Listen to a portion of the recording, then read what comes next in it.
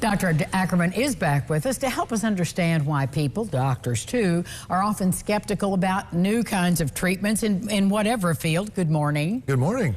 So, when you were going to talk about a particular treatment or medicine that people push back on, what were you thinking? So, with our peripheral neuropathy, a lot of doctors and nurse practitioners are still telling patients there's nothing that can be done. Right. And we can do a lot for them. So, doing a little research and thinking about medicine is very, very slow to change. And so I've got a question for you, so I'm going to put you on the spot. What medical procedure has saved more lives than any other procedure in the history of medicine? A procedure, not a drug? It's technically, yes. Heart cath? Nope, not even close. Okay, I have no idea. Got to go all the way back to 1847. Well, let me just pull up that memory, because I was there in 1847, so.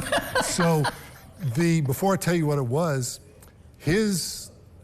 what he suggested was so radical and so opposed that it drove the guy crazy. He died in an insane asylum. Well, now you got to tell me the rest of the story. I feel like Paul Harvey. I know. I'm leading to the point. Here it is. Guess what? Guess what the procedure is? I apparently can't. Washing your hands. Well, bacteria and germs, the spread of that in surgeries, Absolutely. You're right, was just insane. 1847, they didn't know about bacteria. They just knew people were getting sick. This guy's like, hey, people that wash their hands, their patients don't die as much. And, of course, now we know why and everything. But, going back to the 1940s and 50s, the medical community was saying, hey, smoking cigarettes is good for you. It took them 25 years to come out and say, hey, that's not so great. So they're very slow to change. Sure. And even myself, I've had to eat crow a little bit. This weekend I did a long bicycle ride. And I did it in a way that 2 years ago I'd have swore you cannot do it. Do you know what I did? Did you see my washed your hands? I don't know. I'm going to be stuck on that topic. So I rode 101 miles on a bicycle this weekend. Took about 6 hours. I guess it did. Yeah. I did not consume any carbohydrates or sugar. On purpose? On purpose. To prove that you don't need those for the slow-burning log? I felt better than I rode 100 miles in the past when I was on taking a lot of sugar. So what did you eat in order to do the 100 and something I didn't miles? eat anything. I just drank water. Really? Yes. So where were you getting your fuel? Your body can make it if you give it a chance.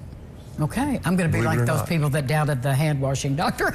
Right. You see, even now you're going, I don't know. I am. He's a little on the wacky side. We love him, though. But that's the whole point. It's hard to change. Well, sure. Getting the medical community at large to say, hey, yeah, there's an alternative to the peripheral neuropathy stuff is kind of the whole point of today. But, again, and we've said this many times, it's hard to beat an eyewitness testimony. When somebody's had that experience and their life has changed, you can't deny that. I know.